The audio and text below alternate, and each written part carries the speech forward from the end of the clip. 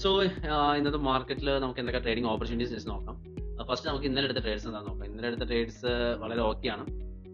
നമ്മൾ ഇന്നലെ ഒരു എൻകൗണ്ടർ എന്ന് പറയാൻ പറ്റില്ല, നമ്മൾ ജസ്റ്റ് ഒരു കോൾ പോട്ട് സെല് ചെയ്തിട്ടുണ്ടായിരുന്നു. ജസ്റ്റ് ഹെഡ് ചെയ്യാനല്ല, ലൈക്ക് മാർജിൻ ബെനിഫിറ്റിന് വേണ്ടിയിട്ടാണ് നമ്മൾ ചെയ്തത്, ബൈ ചെയ്തിട്ടുണ്ടായിരുന്നു. പക്ഷെ കൊള്ളാം, അത് പ്രോഫിറ്റിലാണ്. നമുക്ക് പ്രോഫിറ്റാണ്. ഈ ഇന്നത്തെ ട്രേഡ്സ് എന്താണെന്ന് നോക്കാം. നമുക്ക് ഓപ്പർച്യൂണിറ്റി ഉണ്ടോന്ന്. നിഫ്റ്റി ഫ്ലാറ്റ് ആണ്. ഈ ഫ്ലാറ്റ് മാർക്കറ്റിൽ എസ്പെഷ്യലി എക്സ്പയറിയിൽ കുറച്ച് ബുദ്ധിമുട്ടാണ്. കാരണം എന്തെങ്കിലും മൂവ്മെന്റ് നടന്നിട്ടുണ്ടെങ്കിൽ നമുക്ക് ഓപ്പർച്യൂണിറ്റി കൂടുതൽ കിട്ടും. ഇത് ഫ്ലാറ്റ് ആയതുകൊണ്ട് തന്നെ ഓൾറെഡി പ്രീമിയം ടിക്ക് നന്നായിട്ട് പോയിട്ടുണ്ടായിരുന്നു. സോ അവിടെ ഒരു ട്രേഡിംഗ് ഓപ്പർച്യൂണിറ്റി എന്ന് പറഞ്ഞാൽ കുറച്ച് റിസ്ക്കിയാണ്. പക്ഷെ നമുക്ക് നോക്കാം. നമുക്ക് സ്ഥിരം ഓയിൽ ബേസ്ഡ് കാര്യങ്ങൾ നോക്കാം. നമുക്ക് കോൾ സൈഡ് 24,100 ടൈറ്റ് ഉണ്ട്. ടൈറ്റ് റെസിസ്റ്റൻസ് കാണുന്നുണ്ട്. 24,100. ഇപ്പൊ മാർക്കറ്റ് 24,038 പക്ഷെ എന്താണ് കുറച്ച് ടൈറ്റ് ആണ്. പക്ഷെ നമുക്കത് എടുക്കാം. 24,100 കോൾ സെല്ല്. ഒരു സേഫ്റ്റിക്ക് 24,150 പോകുമ്പോൾ തന്നെ പ്രീമിയം വളരെ കുറവാണ്. എന്നാലും നമുക്ക് 24,100 തന്നെ എടുക്കാം. 24,100 കോൾ ഞാൻ സെറ്റ് ചെയ്യുന്നു. ആൻഡ് ഒരു 24,200 ബൈ ചെയ്യുന്നു. കാരണം എന്താണെന്ന് വെച്ചാൽ ഇപ്പൊ ഇതാണ് പേ ഓഫ് കിടക്കുന്നത്. നമ്മൾ ഇത്ര ടൈറ്റ് ആയിട്ട് ബൈ ചെയ്യുമ്പോൾ നമ്മുടെ പ്രോഫിറ്റ് കുറച്ച് കുറയുന്നുണ്ട്.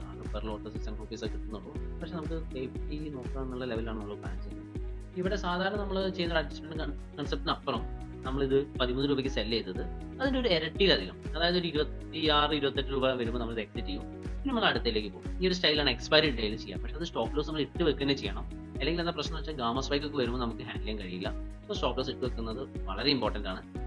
ഇനി നമുക്ക് താഴെ നോക്കുകയാണെങ്കിൽ താഴെ ഫുഡ് സൈഡിൽ 24,000 ആണ്. ഇത്ര ടൈറ്റിൽ നമ്മളൊരു സ്ട്രാങ്കിൾ ക്രിയേറ്റ് ചെയ്താൽ പക്ഷേ നമ്മൾ ടെൻഷനിലാവും. അതുകൊണ്ട് ഇപ്പോൾ നമ്മൾ ഇതിൽ പ്ലാൻ ചെയ്യുന്നു.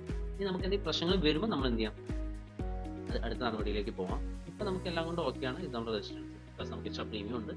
ഓക്കെ, നിഫ്റ്റി ഇവിടെയാണ് നിൽക്കുന്നത്. അപ്പം നമുക്കിത് ബ്രേക്ക് ചെയ്യാൻ എന്നുള്ള കൺസെപ്റ്റ് തന്നെ പോവാം. ഇനി വേറെ നമുക്ക് ബാങ്ക് നിഫ്റ്റിയിൽ എന്താണ് ഓപ്പർച്യൂണിറ്റി ഉള്ളത് നോക്കാം. സേവ് ചെയ്യട്ടെ. നമ്മുടെ ഡീലേഴ്സ് നമ്മൾ ട്രേഡ് എടുക്കും.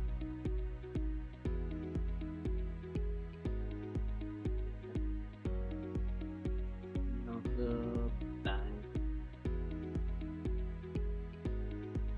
ഓക്കെ, ബാങ്ക് നിഫ്റ്റിയിൽ നോക്കുമ്പോൾ 56,000-ലാണ് നമുക്ക് റെസിസ്റ്റൻസ് ഉള്ളത്. പക്ഷെ 55, 48 പക്ഷെ പ്രീമിയം തീരെ 22 രൂപ വളരെ കുറവാണ്.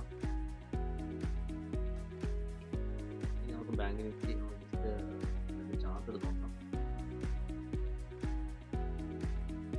ബാങ്ക് നിഫ്റ്റി 56,000 എന്ന് പറയുന്നത് ഓൾമോസ്റ്റ് ഇവിടെയാണ്.